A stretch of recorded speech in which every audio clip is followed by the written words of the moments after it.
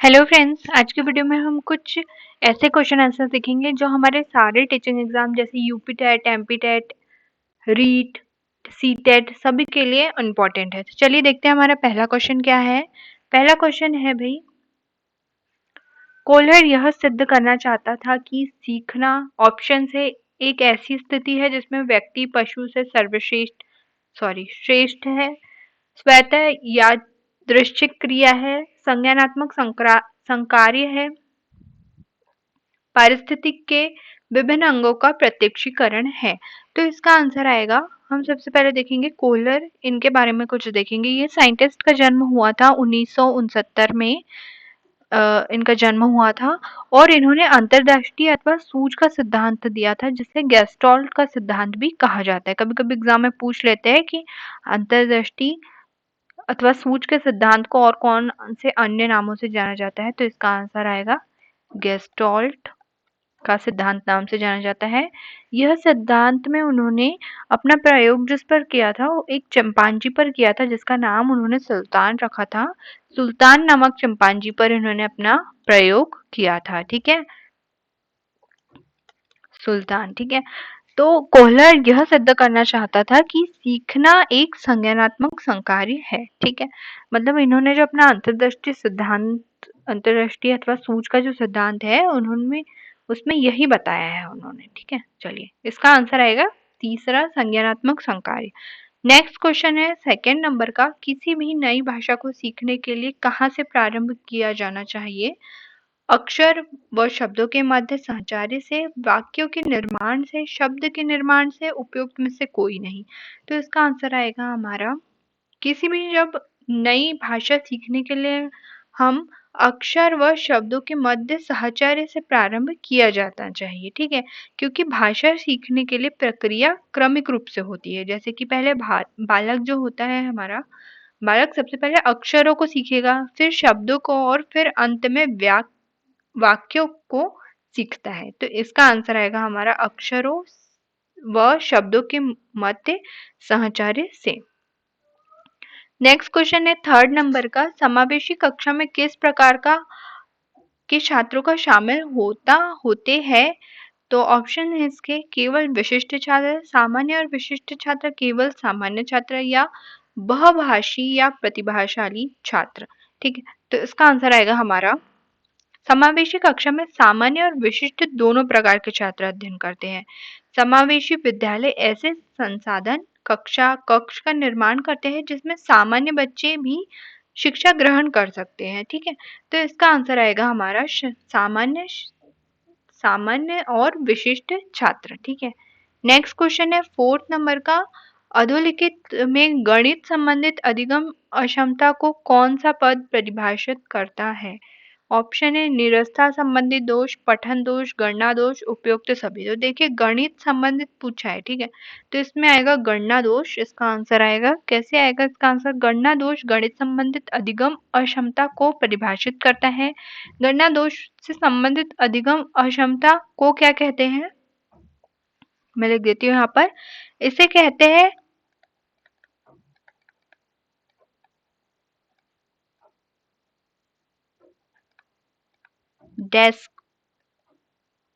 डेस्को कुलिया कहते हैं इसको। ठीक है,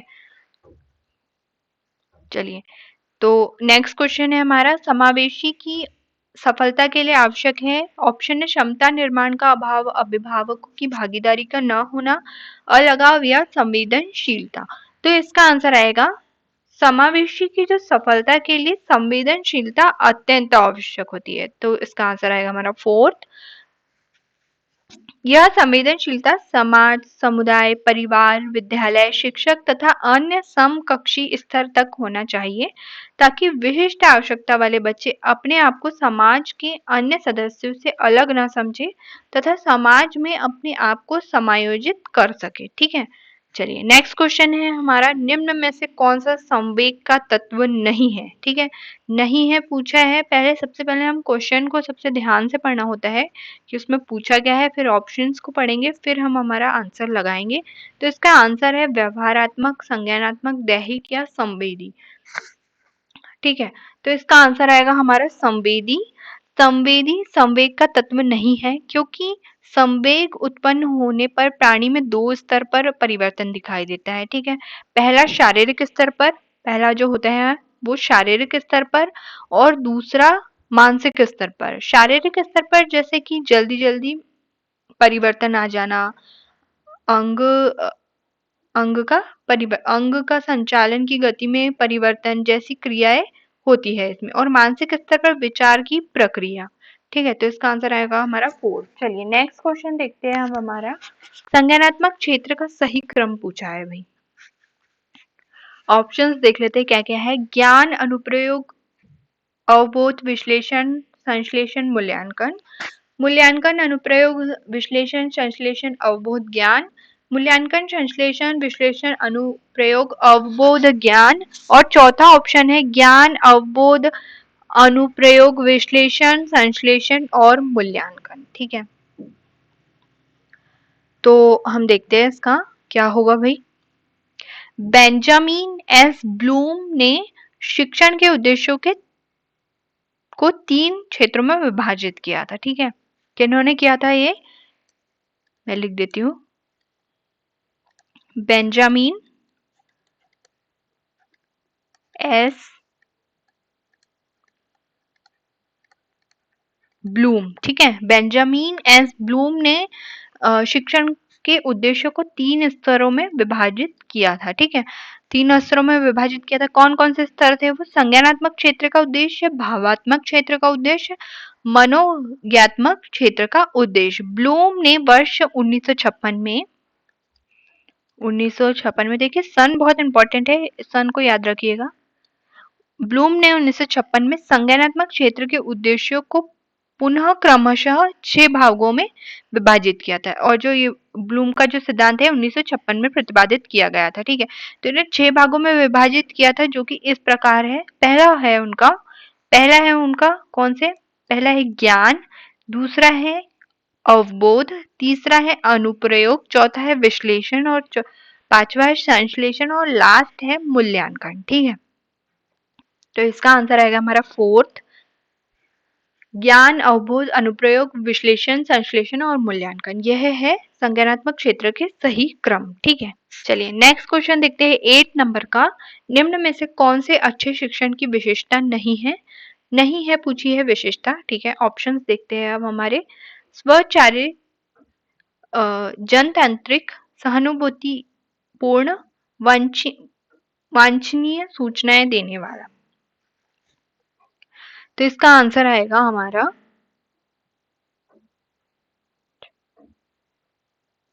स्व इच्छाचारितपूर्ण शिक्षण वातावरण अच्छे शिक्षण की विशेषता नहीं होती है।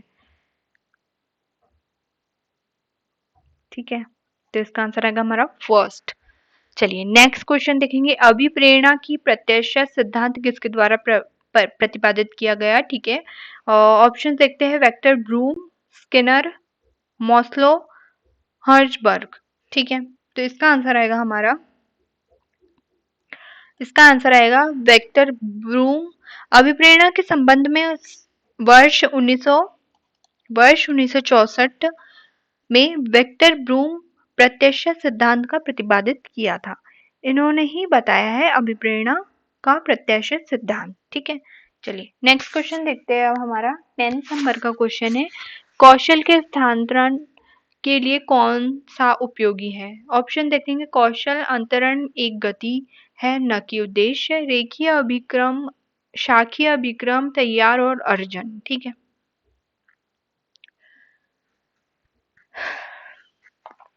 तो हमारा कौन सा 10th नंबर का जो क्वेश्चन है। अच्छा, इसमें मैंने आपको ये नहीं बताया ना कि ये सिद्धांत में क्या बताया गया है। यह सिद्धांत अभिप्रेरणा, निष्पादन तथा कार्य संतुष्टि के कारण को विभिन्न प्रकार से परिभाषित करता है। वेक्टर ब्रूम ने यह सिद्धांत प्रतिपादित किया। ठीक है, चलिए नेक्स्ट क्वेश्चन है 10th नंबर का, हमने पढ़ लिया था शायद, तो इसका आंसर देखते हैं अब हम। इसका आंसर होगा हमारा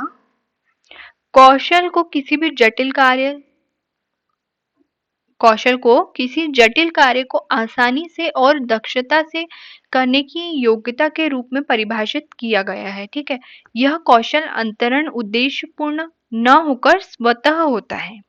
क्या होता है? यह उद्देश्यपूर्ण न होकर स्वतः होता है, अर्थात कौशल अवतरण एक प्रकार की यात्रा न कि लक्ष्य या उद्देश्य है। ठीक है, तो इसका आंसर आएगा हमारा फर्स्ट। नेक्स्ट क्वेश्चन देखेंगे, निम्न में से कौन सा शिक्षण का सूत्र नहीं है? ऑप्शन देखते हैं, सरल से कठिन की ओर, अनिश्चित से निश्चित की ओर, दृश्य से अदृश्य की ओर, निगमन से आगमन की ओर। ठीक है, तो इसका सबसे पहले देखेंगे हर्बर्ट स्पेंसर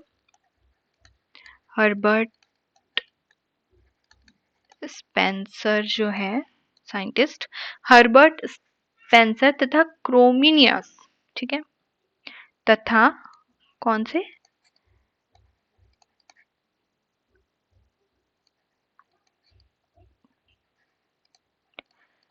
कोमिनियस ने निम्न प्रकार के शिक्षण सूत्रों का उल्लेख किया है। ठीक है, तो इसका आंसर आएगा हमारा निगमन तथा आगमन। ठीक है, चलिए नेक्स्ट क्वेश्चन देखेंगे, 12th नंबर का। सूक्ष्म शिक्षण चक्र का प्रथम पद होता है। ऑप्शन है प्रतिपुष्टि, योजना बनाना, शिक्षण प्रस्तावना। तो इसका आंसर आएगा AWLN जो साइंटिस्ट थे को सूक्ष्म शिक्षण का जन्मदाता माना जाता है। ठीक है, कौन है ये?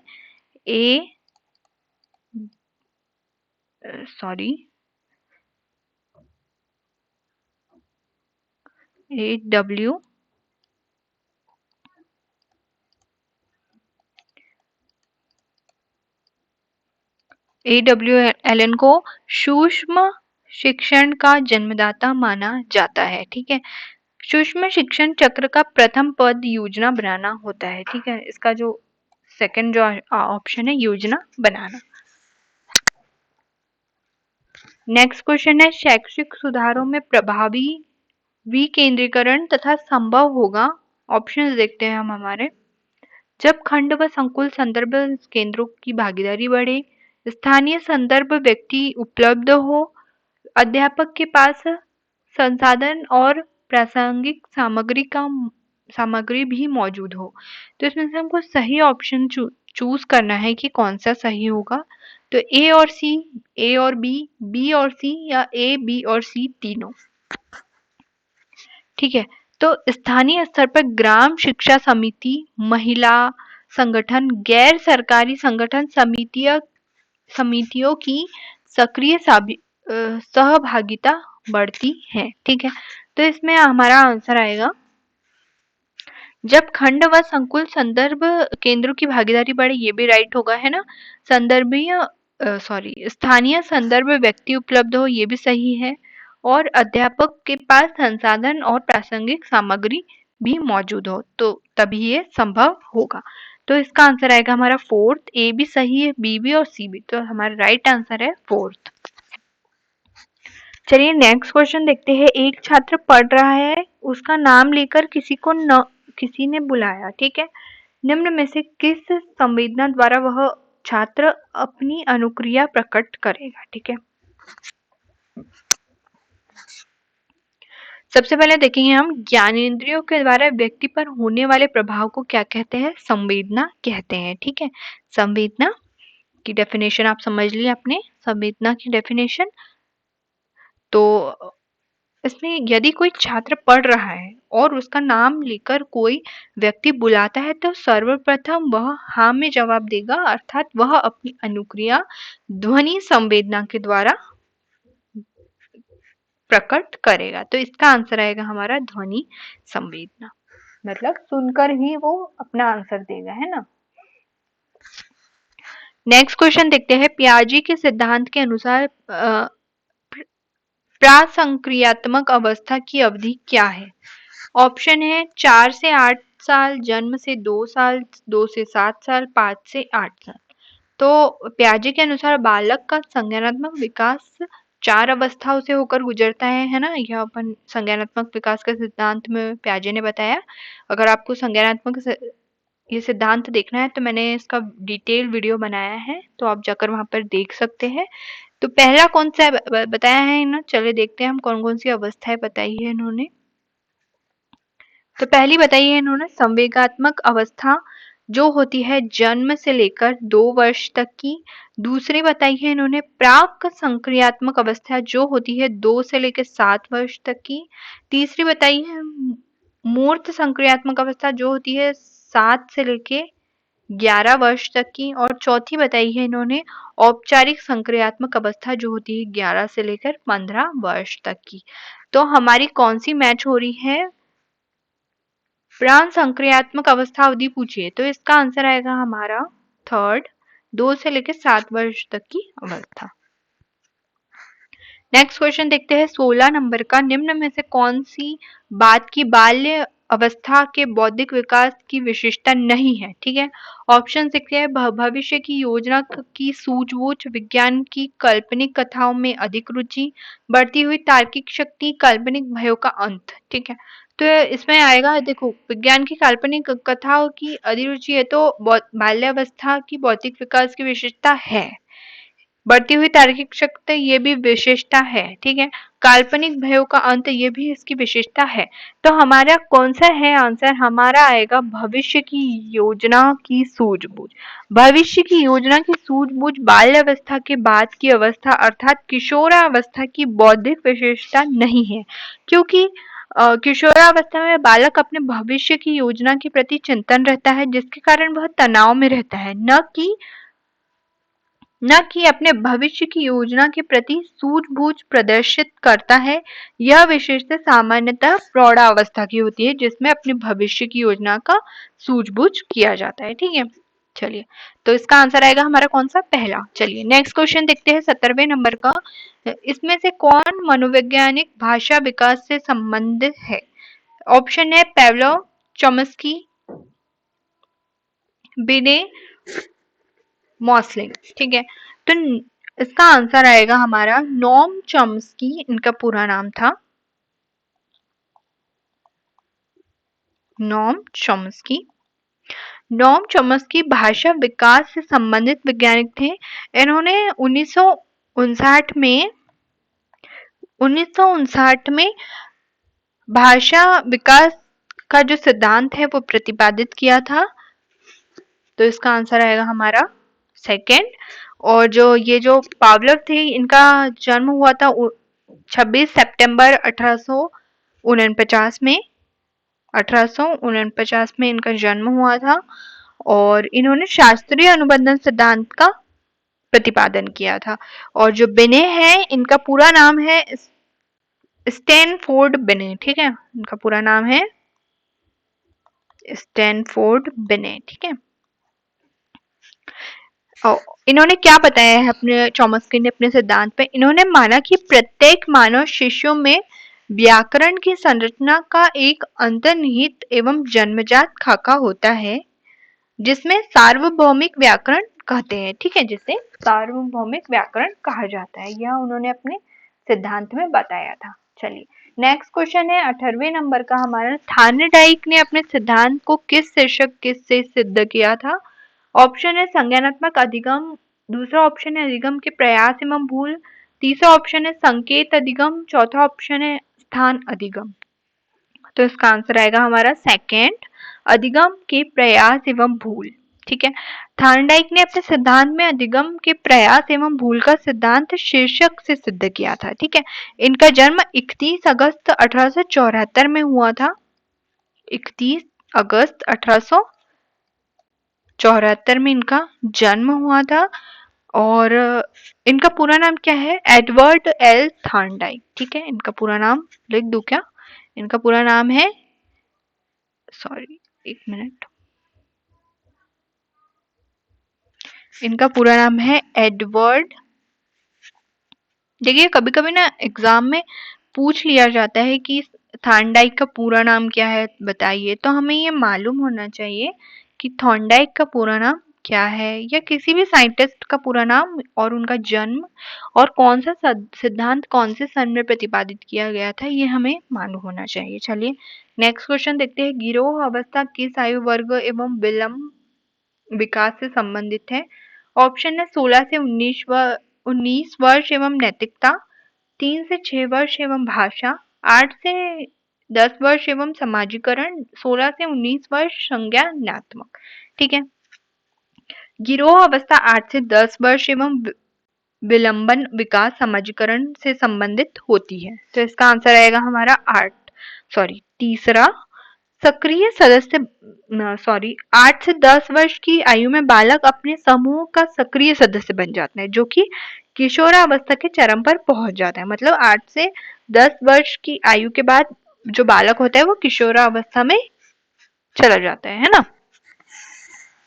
नेक्स्ट क्वेश्चन देखते हैं 20 नंबर का। पियाजे के अनुसार संज्ञानात्मक विकास की तृतीय अवस्था निम्न में से कौन है? ऑप्शन देखते हैं। औपचारिक संक्रिया अवस्था, पूर्व संक्रियात्मक अवस्था, मूर्त संक्रिया अवस्था, संवेदीगामक अवस्था। तो इसमें हम देखते हैं पियाजे के अनुसार संज्ञानात्मक विकास की तृतीय अवस्था जो होती है वो सक्रिय अवस्था। यह अवस्था 7 से लेके 11 वर्ष तक की होती है।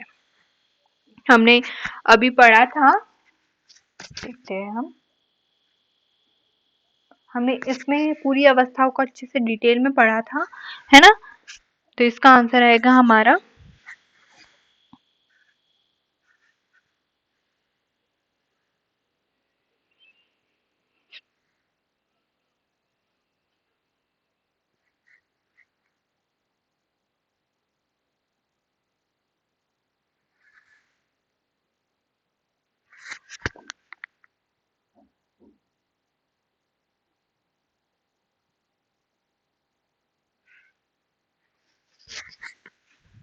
इसका आंसर आएगा हमारा थर्ड, मूर्त संक्रियात्मक अवस्था।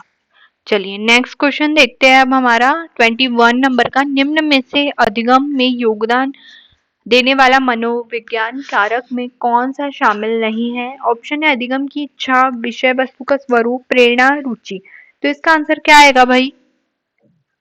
इसका आंसर हम देख लेते हैं। विषय वस्तु का स्वरूप अधिगम में योगदान देने वाला मनोवैज्ञानिक कारक शामिल नहीं है, मतलब इसका आंसर आएगा सेकेंड, क्योंकि रुचि, बुद्धि, परिपक्वता आदि अधिगम के योगदान देने वाले कारक होते हैं। ठीक है, तो इसका आंसर आएगा हमारा सेकेंड। नेक्स्ट क्वेश्चन देखते हैं हमारा 22 नंबर का क्वेश्चन क्या है। निम्न में सामाजिक मूल्य कौन सा है? ठीक है, ऑप्शन देखते हैं। सहायता परक व्यवहार, प्राथमिक लक्ष्य, मूल प्रवृत्ति या आक्रामकता की आवश्यकता। तो राष्ट्रीय शैक्षिक अनुसंधान एवं प्रशिक्षण परिषद की पुस्तक document of social, moral and spiritual values in education में कुल 83 नैतिक, मतलब 83 नैतिक और सामाजिक एवं आध्यात्मिक मूल्यों की चर्चा की गई है। कितनी थी? 83 है ना। जिसमें प्रमुख सामाजिक मूल्य कौन से थे? मैत्री भाव, समाजवाद, भाईचारा, टीम भावना, कर्तव्य भावना, सहानुभूति, सहयोग, समाज सेवा, सामाजिक उत्तरदायित्व आदि। ठीक है, तो इसमें हमारा आंसर आएगा सहायता परक व्यवहार। ये हमारा सामाजिक मूल्य है। ठीक है, आई होप आपको ये वीडियो पसंद आया हो। अगर वीडियो पसंद आया तो प्लीज़ लाइक कीजिए और अपने फ्रेंड्स के साथ शेयर कीजिए। जो भी टीचिंग एग्जाम की तैयारी कर रहा हो उन तक ये वीडियो ज़रूर पहुँचाइए। नेक्स्ट क्लास में हम ऐसे ही कुछ इम्पोर्टेंट क्वेश्चन आंसर्स देखेंगे जो हमारे आने वाले एग्जाम के लिए काफ़ी इम्पोर्टेंट है। Thank you.